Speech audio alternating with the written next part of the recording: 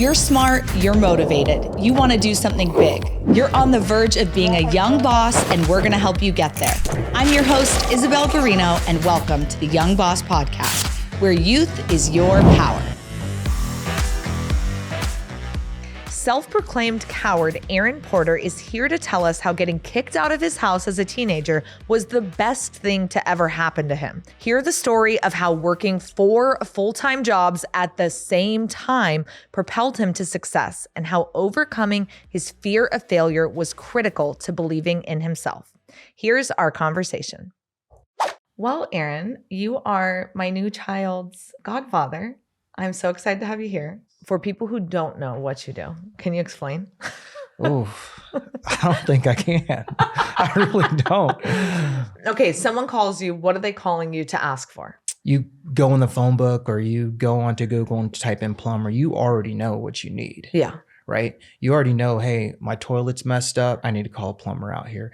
So the same thing in my industry. It's like, hey, I need some type of surveillance system, or hey, I need some type of network cabling. I need some type of access control system. It's kind of interesting too, because it's a service selling standpoint. You're not going out like getting these hard sells where you're knocking on doors and trying to convince somebody to buy something. Right. Hey, I'm looking for a fiber optic, connection from one building to another. I'm looking for a contractor in your area or that provides service in this or that services this area. And I want to see if you have the capability, pretty much. And then it goes on to providing them a proposal. But to answer your question directly, like if I were to, it's a combination of industry terms. And I've learned this, right? Because doing, SEO and doing keyword research and trying to learn how to position your company, you're like, okay, what does an industry person call it? And then what does your just everyday non-technical person call it? Yeah. Touch on some of those terms. It would be internet cabling. Oh. They would say computer network cabling. Okay. Now, this is not what I refer to it as. It's like the technical term is structured cabling or low voltage cabling. Okay. Because that encompasses all of the services that we provide. So whether it's, and some of the stuff you would know, are you familiar with nurse call system? Nurse call system. So like, say this was one of the like an assisted living home, right? Okay. And there's a memory care in it. And if a patient were to need help, they would, pull the string and it would call the nurse in the room to give them some assistance or to help them out or whatever. So you're familiar with the cameras. Yes. Camera, security systems, yes. Burglar alarm, access control, with the card readers and all that stuff. So this is like large buildings. Yeah, it could be large buildings. Mostly new builds? Actually, no. We do a lot of tenant improvement. So a lot of renovation is what we do. So when a layman is searching for you, I'm going to go on Google. I'm going to say, I need someone to set up the cable. I'm going to need someone to install the cameras. I need someone to do all of this.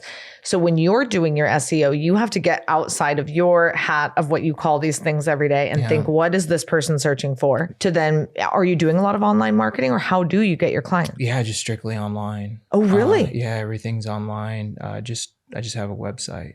Okay. So, and is the goal to have a bunch of teams set up doing this in different markets? Yeah, eventually, I don't know about how far, but there's a couple states I have picked out. Alabama is one, Georgia, Florida. So southeast, if you want to call it, out to Texas. But as far as we probably would just have a physical location in each of those states. Who would be like a big competitor in your space? A big competitor is like an AT&T.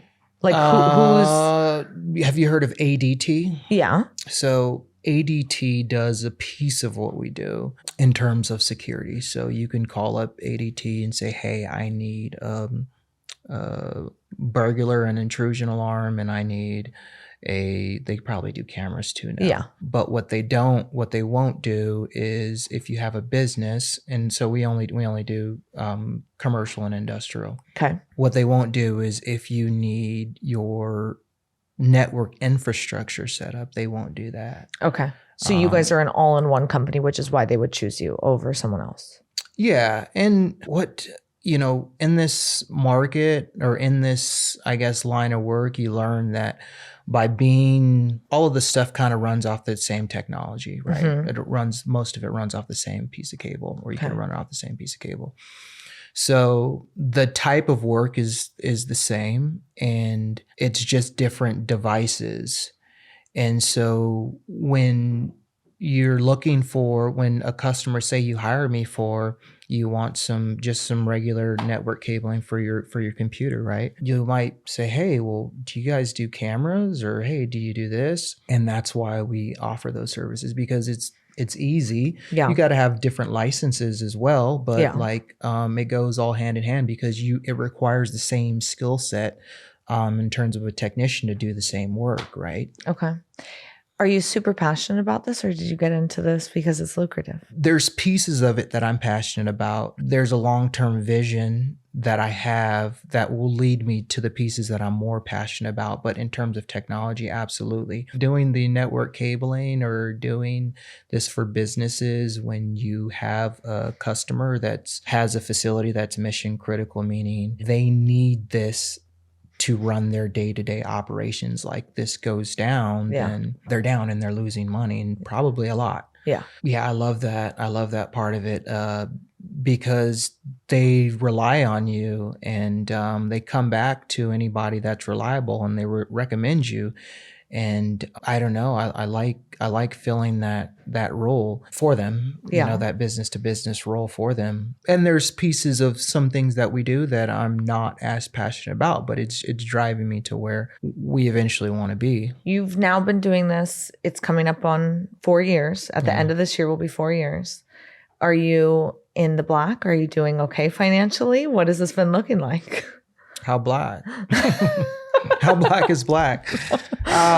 Some of what I did to get where I got was, borderline. I mean, it's whatever.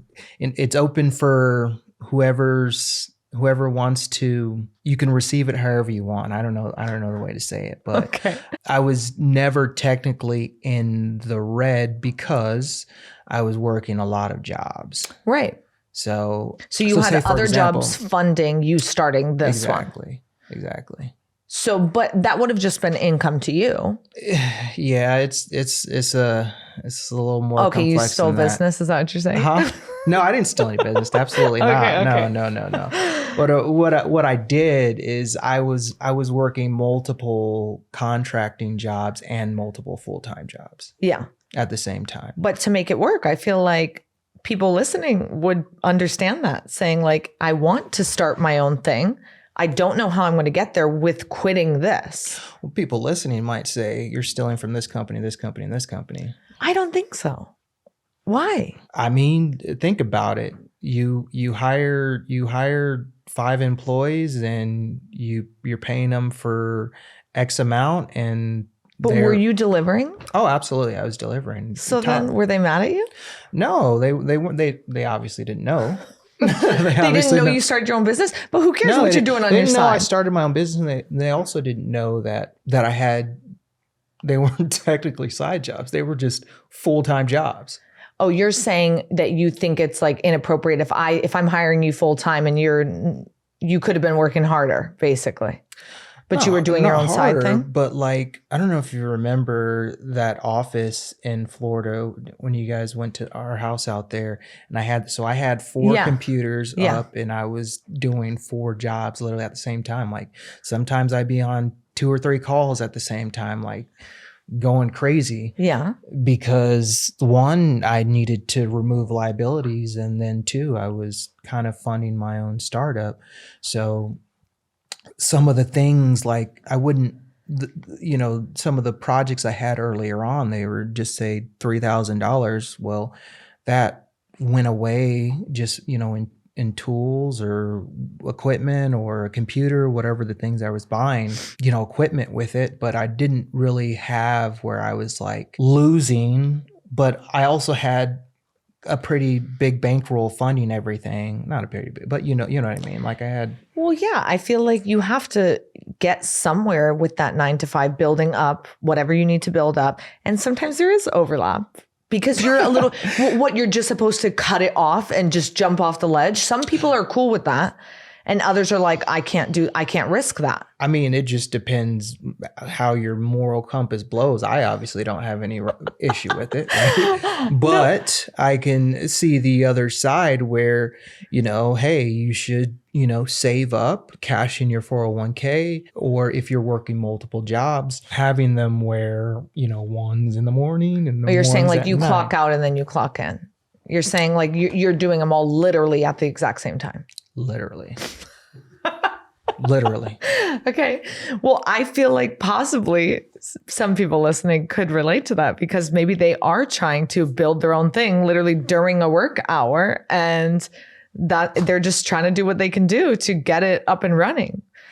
Think about how much longer it would have taken you if you would have waited and then worked in the middle of the night on it. Well, not that part I don't care about working on. I'm talking about the multiple job working is where, yeah, I have, but yeah, absolutely. I think there's like stats though these days that most people literally take on 2 full-time jobs because like financially, a lot of people need that just to survive and live the life that they want to these days. I don't know. I tell all my people, you do whatever you want as long as the job is done. I'm paying you a fair wage for it. So I don't care what you do. If you get done in 3 hours or 10 hours, that's on you. 10 hours, I'm going to be a little disappointed because it took a long time. I mean, again, like just perspective, right? Yeah. I see it my way. That's why I did it. I just was doing whatever I needed to do to get where I got to get. Like as simple as that. Write down your goals and it's like, how am I going to get there? I got to do this. Shit, how am I going to do this? That's a lot of money. Okay, you got to do this. What made you say, okay, I can quit those corporate jobs? Well, honestly, one of them is because I was borderline getting caught up, right? Yeah. When you're juggling that much. Yeah. And it had never been a performance thing, but it did at the very end. Start to become that.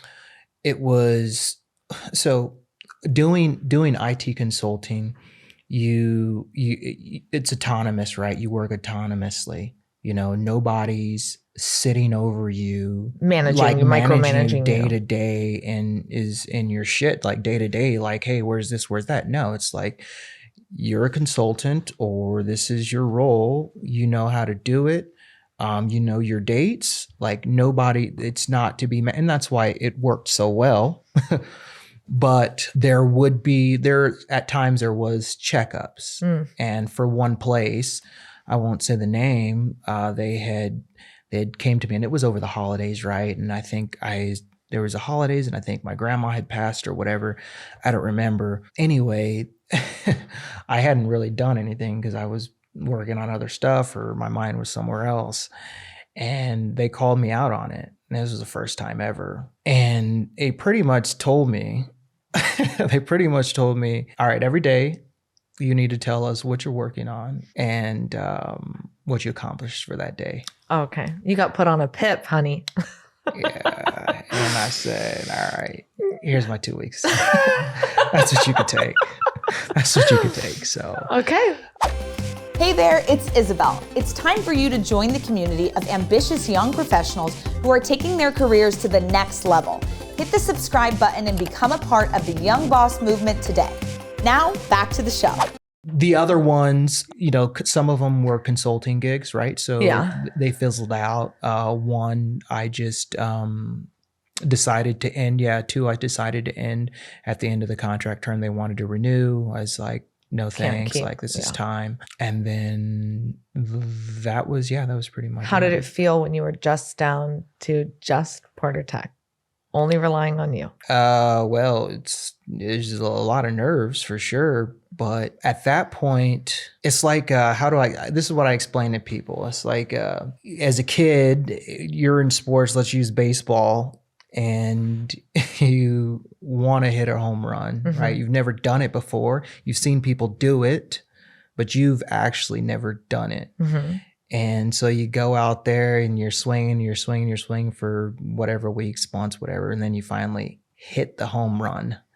You're like, shit, I can do this. I mean, that's the same thing. Like in terms with business for me, it's like, you're like, oh, I've never gone out on my own. I've never got out of my comfort zone. I've never just relied on what Aaron Porter can do for himself or for his business. Then you make that sale, you hit that home run, and you're like, you're not going to do the next one right away, right? It's still going to take some time, but that gap gets shorter and shorter and shorter. And then you obviously become comfortable and you walk in there with confidence, like, I'm about to smack this thing. Yeah.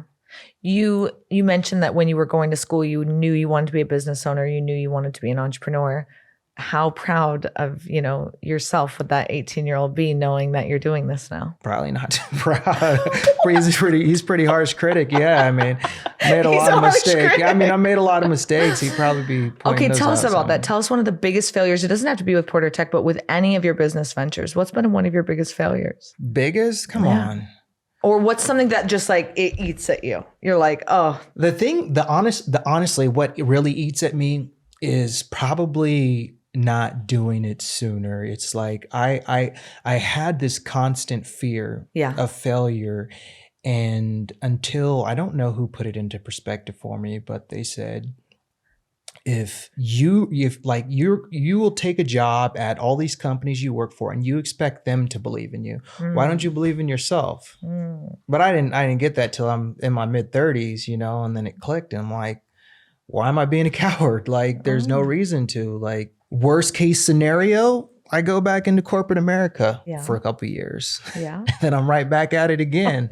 But working for jobs. Yeah, working for jobs. But building up the money. There's really nothing, like, once you spin it, there's really nothing that can hurt me. Like, all right, I might take a shot at my ego or my pride, or, I'm back at square one, but life still goes on. I'm still great. I'll still have a job. I could still get right back to where I want to be. The mindset is probably the thing that if I could talk to more mentors or talk to more people who did it at a younger age and learn about, how you address risk and how the way you feel about risk and your relationship with risk, I'd reprogram all that stuff that I had in my head or that I learned through, school about taking risk and being an entrepreneur. Like that's what I would, that's my. On this, do you think that there's like 3 tactical things that you wish you would have known or advice that you would give to someone who does want to start their own thing, but is kind of on that ledge? Yeah, tactical, get your finances in order. Finances, love it.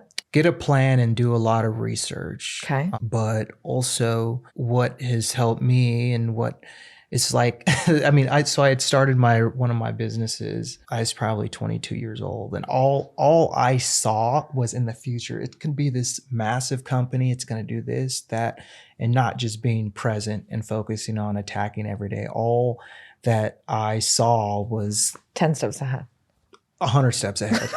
Okay. And couldn't focus on sending the damn email that was in front of me, Okay. Yep.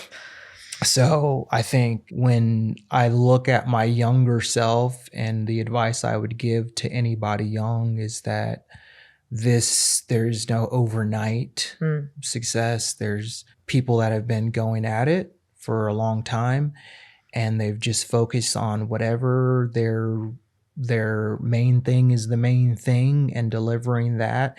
And it'll eventually take you to where you want to go, as long as you have that plan, right? Yeah. And you're following up on your plan. But getting caught up in looking in the future was a big. Okay. I know something about you from personally knowing you. What happened in, your younger years that really impacted you to, I know there was a situation where you were literally kicked out of the house, and what did that make you feel like, and how did that launch the next steps for you? At the time, I was a very, I don't know, my parents would probably say hard-headed, but I have something in my mind, and if you can't convince me that I'm wrong, then I'm right. And you don't describe yourself as hard-headed?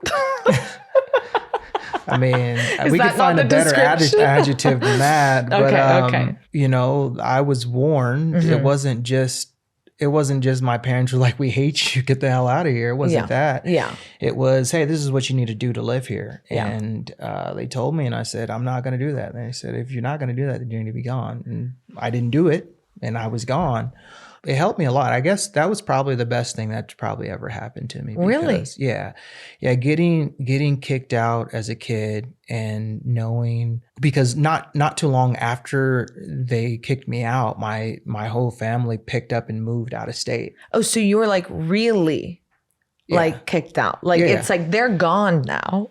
Yeah. There's no like, please let me back in. No, even if I guess I could have get in the car and drove across the country to Florida, but you know, I was out in Arizona on my own, and I was focused on getting through school. Yeah. It taught me that what it's really like to be on your own. And I obviously have a lot of regrets, because I could have made my life a lot easier in some of these, you know, what we talked about earlier, these financial liabilities were accumulated because, you know, I'm out on my own, you know, doing whatever I can to keep a roof over my head. In terms of lessons, it teaches you the fight or flight as a man. Yeah. Like, you can curl up and go crawling back to your parents, or you can be a man, like you said all the things and they told you the rules, and you can go face reality. So, all right, what's a full-time job look like?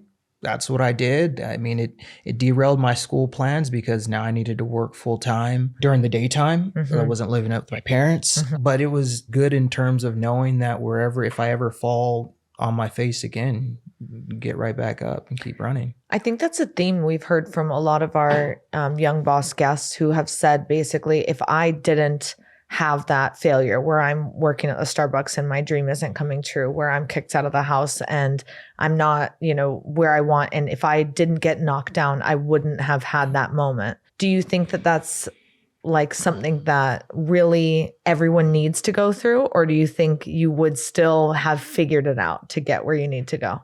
I don't know about figuring it out, but I do think everybody needs to go to it. I mean, in my opinion, what happens is when you don't face adversity and you're not used to handling adversity as a younger adult, as a child, then when you grow up, the smallest things tend to, exactly.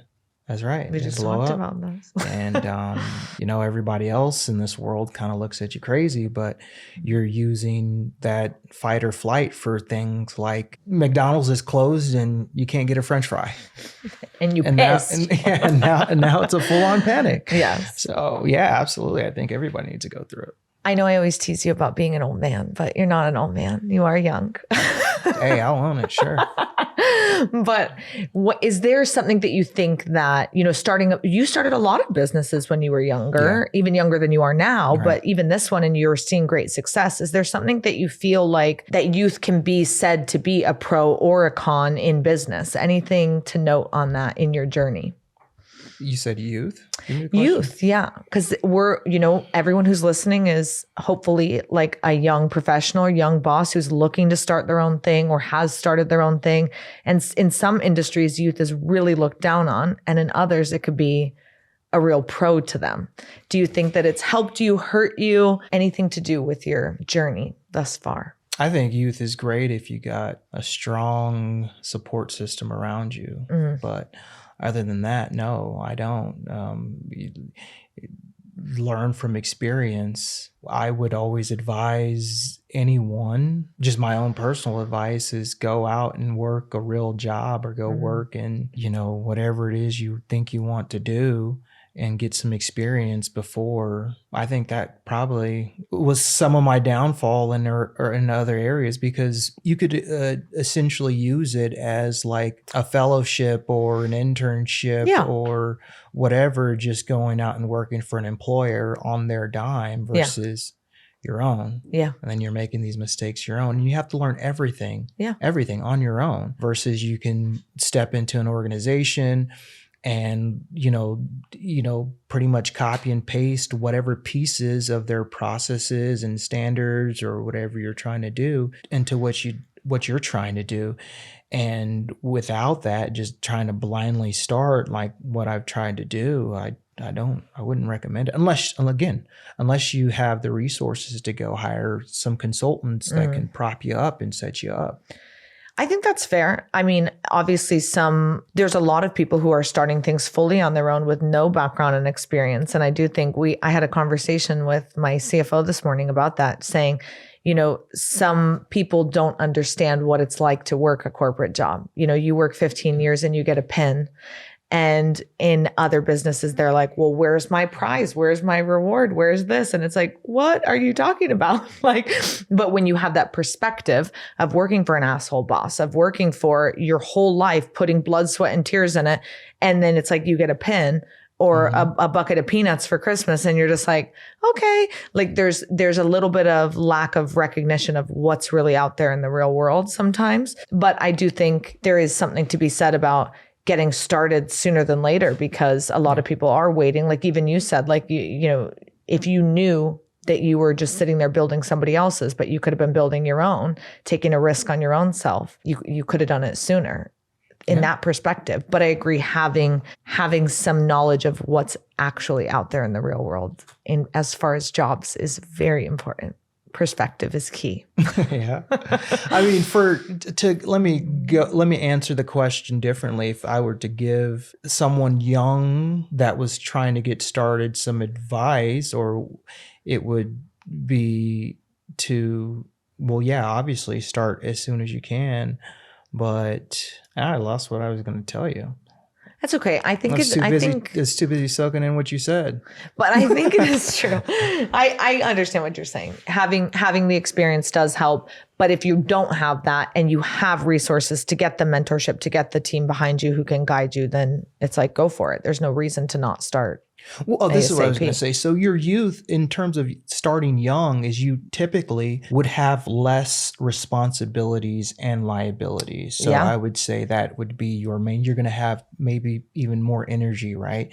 Because you can go, 18 hours and sleep very little. So I would say that the youth in getting started early, while you don't have a couple kids, while you don't have a spouse, can be a pro. Those are definitely a pro, because you can just lock in. Well, thank you so much for being here. I really appreciate the conversation. Really fun to see all of, the things that have happened in your life, how it set you up to do this, how you've built your way there. Everyone has their own path to entrepreneurship. And I appreciate you sharing your journey. It's been a lot of fun to hear about it. Yeah, thanks for having me on here. Thanks for being here. Thanks for listening to this week's episode of Young Boss with Isabel Garino. Make sure to like, share, and subscribe wherever you listen to your favorite podcasts, and let us know, have you ever had a bunch of failures that led to one big success?